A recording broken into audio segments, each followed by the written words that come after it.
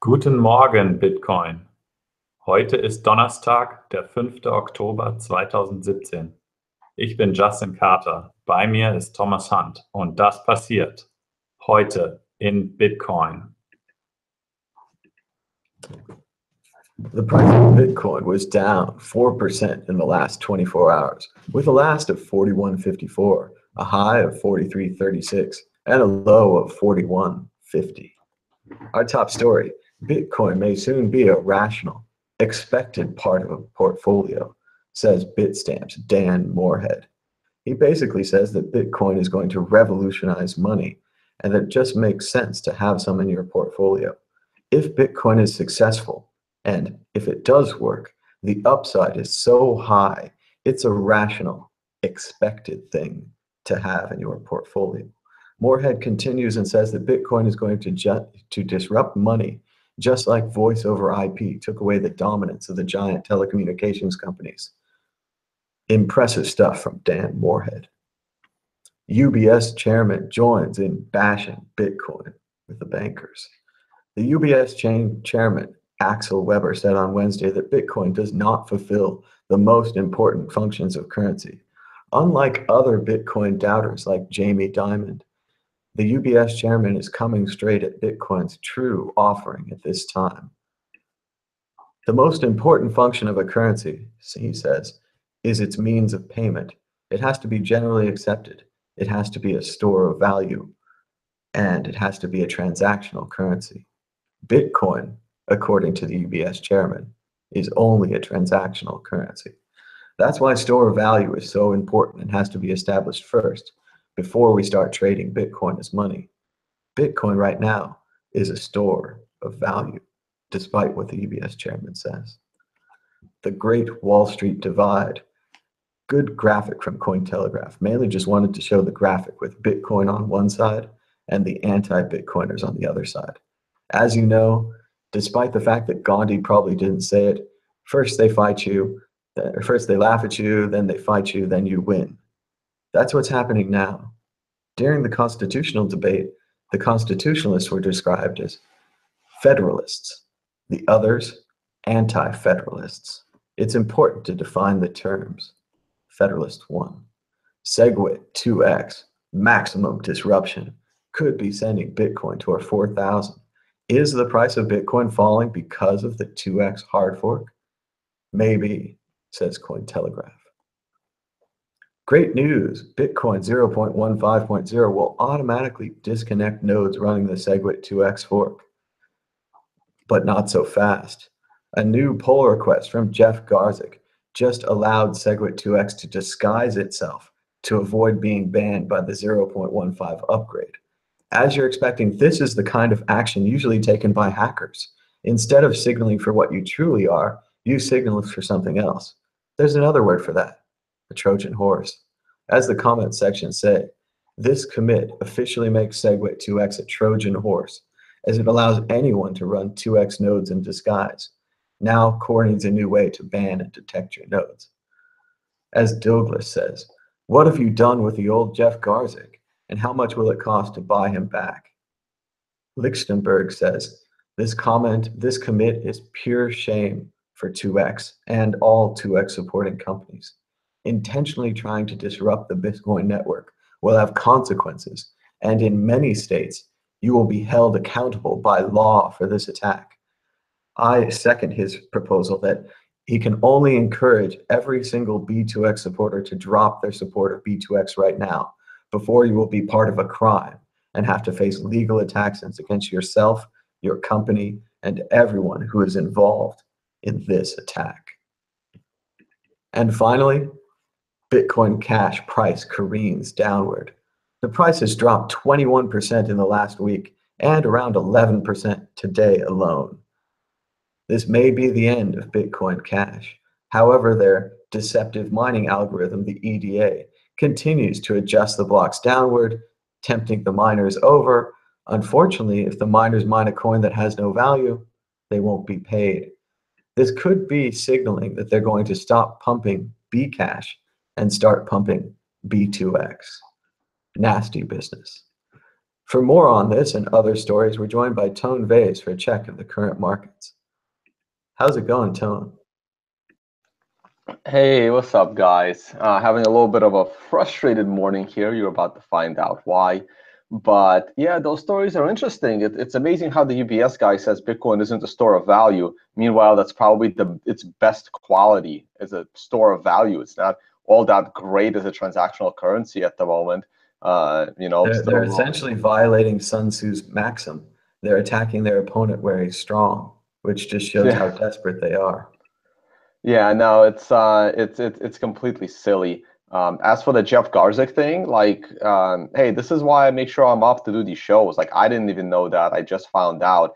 That's just despicable. And again, it goes to what I've been saying for a while, and people were asking me, do you think they're still going to do 2x? And my answer has always been yes, because if someone like Garzik spent X amount of time programming, he's not going to let it go. He's going to try to fork it in any way, shape, or form, because you're not going to let your work go to waste.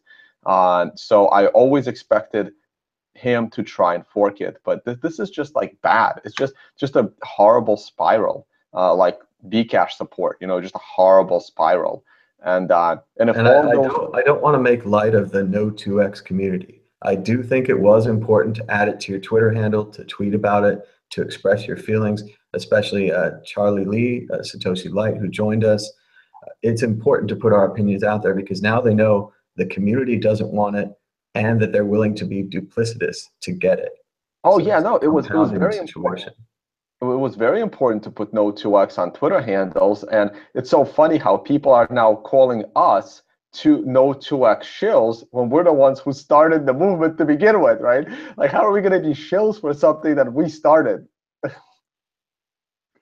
Did you freeze there, Thomas? Froze. Go ahead, Tom. Yeah, there you go.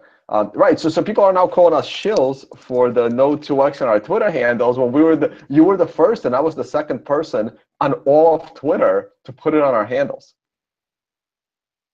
It's really fascinating. All right, let's get into screen share here. Oh wait, I was going to show the other one. Hold on, let me stop screen sharing. Let me do something else here. Let me do the other screen share first. Application. At least I'm finally not doxing myself. Oh, where is my shoot? Oh wow, I can't do that. Okay, I gotta do a full screen then, because this is what I wanted to show. I wanted to show this, and this really bothers me, guys. Like, someone got tonevase@protonmail.ch email address, and before you ask how come that wasn't my email address, well, because my email address was just tone@protonmail.ch, right? I got onto Proton Mail so early, like, this is my email address. I got onto Proton Mail so early that I was actually able to get Tone. And in hindsight, that clearly was not the smart idea, because now someone is pretending to be me, and he's trying to scam my followers by selling them something he may or may not have. He may even have my my time analysis code, because now that I've told people, hey, make sure it's me, don't pay a scammer and then get nothing.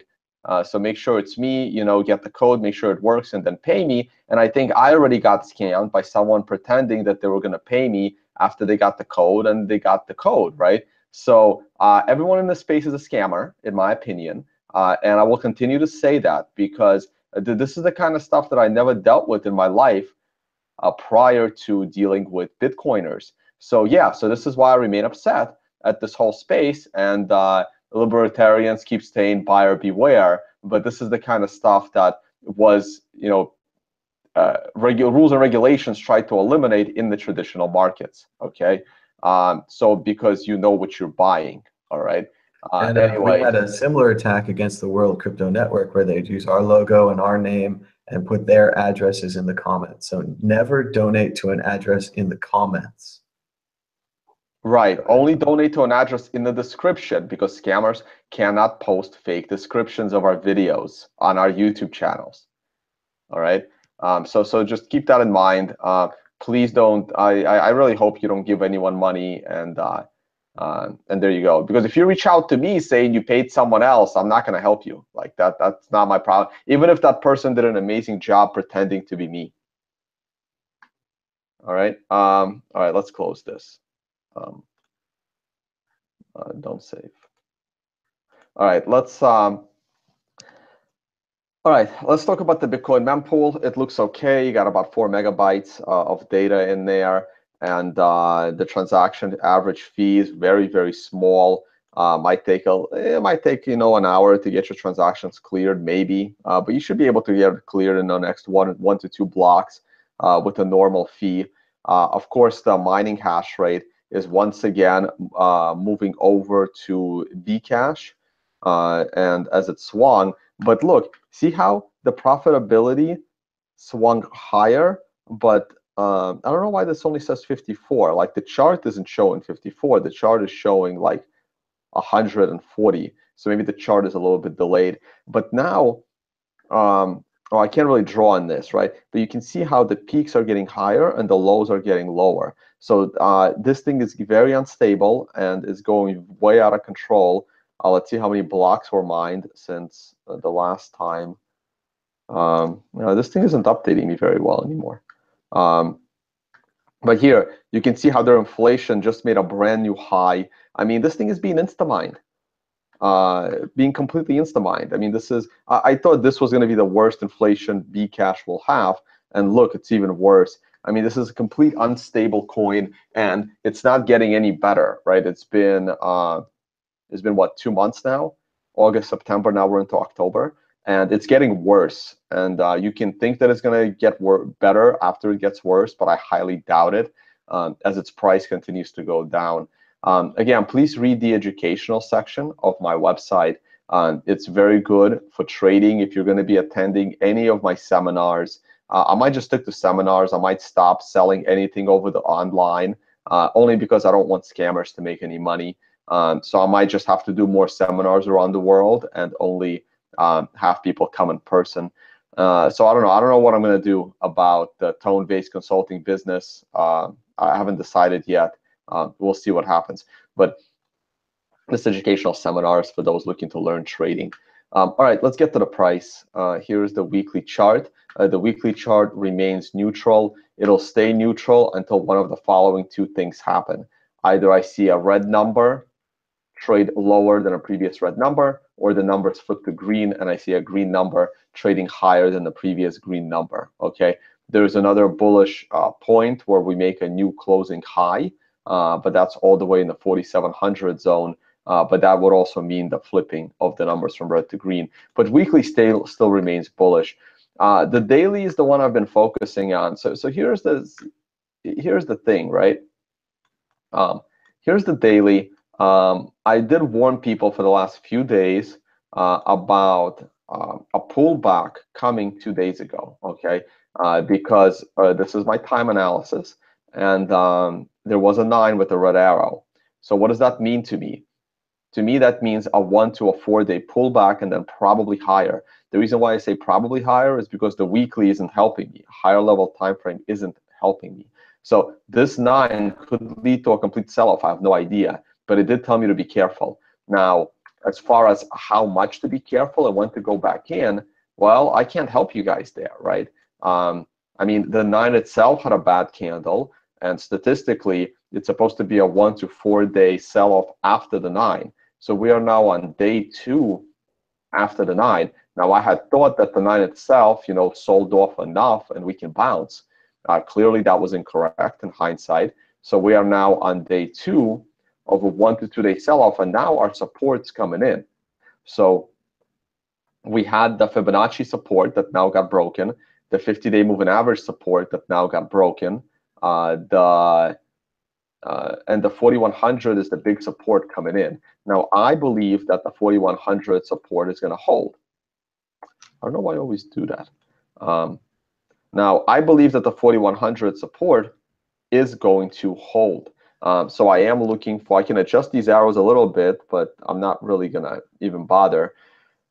So let's see what happens. 4100 was my area to break out and go way higher. And it's good that if it gets back tested here, I even drew these arrows like a week or more than a week ago. I wanted to see it come back and pull back.